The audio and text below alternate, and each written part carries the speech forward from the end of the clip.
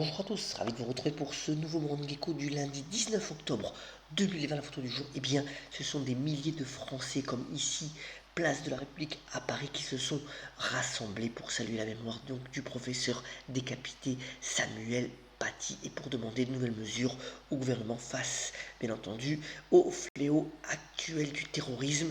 Tout ceci dans un contexte, vous voyez, où ce sont surtout les marchés européens qui ont été à l'honneur vendredi, alors que les marchés américains ont été soit flat, soit en légère baisse pour le Nasdaq et c'est surtout les résultats des LVMH dans le luxe qui ont tiré notamment le marché français qui prenait 2%. Alors l'information de ce matin la plus importante, eh bien c'est la publication de la croissance chinoise. Elle s'est établie au troisième trimestre à 4,9%, démontrant pour le deuxième trimestre consécutif que la Chine reprend des couleurs. Alors c'est un peu moins bon que ce qui comptait donc les économistes, c'est-à-dire plus de 5%, mais enfin ça montre quand même une croissance retrouvée robuste donc pour la Chine. Et vous voyez, selon les projections faites par Bloomberg dans les 5 ans à venir, eh bien, le poids de la Chine dans l'économie mondiale continuera donc à s'affermir.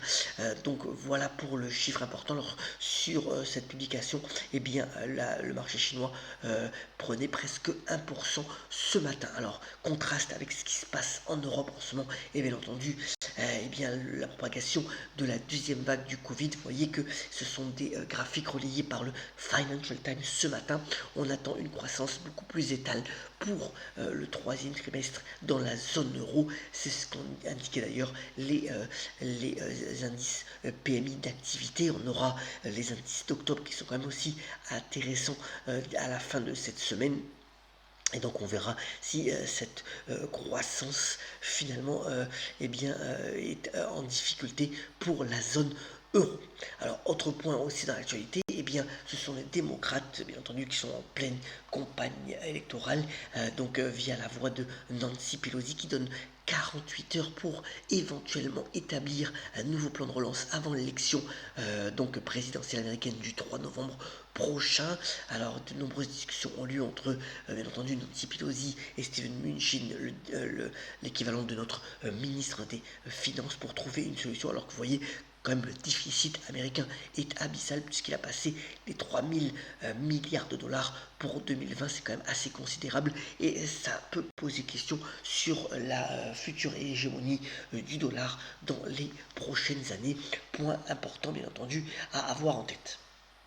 Alors voilà un article relayé par le Parisien ce matin sur le marché de l'emploi en France. Alors 1 million d'emplois auraient été proposés selon le site ADECO donc depuis le 1er septembre. Vous voyez qu'il y a une dichotomie selon le dynamisme donc des régions et ce sont surtout donc tout ce qui est développeur informatique, comptabilité, garde d'enfants, tous les métiers liés au commercial aussi, vendeur ou alors aussi commercial directement sur le terrain qui recrute le plus, avec aussi assistants et secrétaires qui marchent plutôt bien. Donc voilà, vous voyez, c'est quand même assez intéressant de voir ce panel, même si pour nombre de jeunes, il est quand même assez délicat de trouver un premier emploi dans le contexte actuel.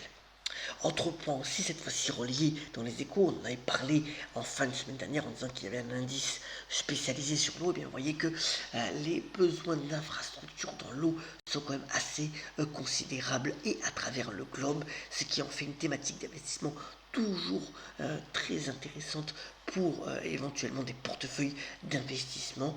C'est quand même 22 trilliards de dollars qui sont attendus sur 25 années et il y a encore donc de très forts besoins comme le démontre bien, le récent essai de fusion entre Veolia et Suez. Les rapprochements à ne pas douter vont encore continuer dans ce secteur et surtout il y a encore des croissances assez intéressantes, surtout quand on se base sur l'innovation donc autour de l'eau, toujours un secteur très porteur. Alors c'est lundi, bien entendu comme d'habitude je vous ai mis bien, le calendrier de la semaine. Vous voyez que au niveau macroéconomique sera surtout chargé à partir de jeudi et vendredi. Et puis pour les seules entreprises, ça commence à monter là aussi en puissance. Là, c'est mercredi et jeudi, de nombreuses entreprises intéressantes qui publieront, notamment encore dans le luxe. On aura jeudi Hermès et Kering, on aura l'occasion bien entendu d'y revenir et on vous commentera ces résultats bien entendu chronique après chronique. Alors dans l'actualité des entreprises, maintenant donc dans le secteur de l'e-commerce, pas mal de choses. D'abord, Alibaba continue d'étendre son empire puisqu'il a passé un accord avec Auchan pour reprendre la majorité de Sun Art. Sun Art, ce sont des hypermarchés en Chine, comme une transaction pour 3,6 milliards de dollars et ça va permettre encore donc à Alibaba d'étendre son influence donc sur le commerce en dur en Chine. Et puis Amazon a plutôt réussi son Prime Day. Vous savez que c'était 2 jours de réduction qui commence finalement la saison des ventes de fin d'année. Bon, Amazon a les prises de bénéfices un petit peu vendredi, l'action a rebaissé de 2%, mais enfin les chiffres donc du Prime Day sont encore en augmentation puisqu'ils ont passé les 6 milliards de dollars de ventes sur 2 jours, c'est assez considérable. Alors, sur le secteur du retail, pas mal de commentaires aussi d'analystes, tant à la fois sur H&M qui est en train de réussir sa mutation que sur Inditex qui est de nouveau conseillé à l'achat par certains brokers. Alors, c'est vrai que la fréquentation dans les magasins en dur doit encore s'améliorer dans les prochaines semaines si le Covid le permet, mais aussi des ventes en ligne qui, elles, se montent en puissance et de manière significative, ce qui permet donc, au vu des valorisations de ces deux géants de la distribution de vêtements, de reconnaître finalement certains avis positifs de la part d'analystes financiers spécialisés.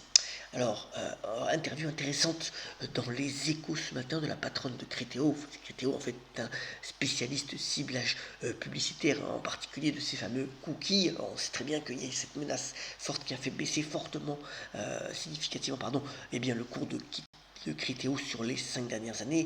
Criteo, c'est une boîte française qui est en bourse sur le Nasdaq depuis 2013, mais enfin, la patronne veut montrer que finalement cette boîte s'est renouvelée, a une stratégie marketing beaucoup plus globale que celle simplement des cookies et peut reconnaître de la croissance dans les prochaines années. Et puis on aura les résultats après la clôture donc à New York d'IBM. Alors, vous voyez que la courbe depuis 5 ans est quand même assez étale, en baisse de 10% malgré un beau dividende de 5%. Alors IBM a annoncé donc une séparation de certaines activités la semaine dernière, a racheté aussi il y a près de 2 ans Red Hat. On verra si ces différents éléments peuvent relancer la croissance du groupe américain et lui donner plutôt un profil de croissance. Les analystes pour le moment restent assez sceptiques. On verra si il y a un changement ce soir, donc après la clôture. Alors, le bien-être fonctionne assez fortement par le temps qui court. C'est une tendance de fond, vous voyez, notamment la suédoise Rachel Bratten qui vante les mérites du yoga et qui a plus de 2 millions d'abonnés sur son compte Instagram. Et puis le phénomène littéraire en ce moment qui a même détrôné donc Marc Lévy en tête des meilleures ventes, c'est Lena qui elle aussi a fait une chaîne YouTube qui marche très bien et qui a donc lancé son livre Toujours Plus, qui est donc en tête des ventes, donnant des conseils d'optimisme jour après jour à ses abonnés. Et voilà, elle a fait donc un livre aussi et ne serait pas contre d'ailleurs une carrière au théâtre ou au cinéma.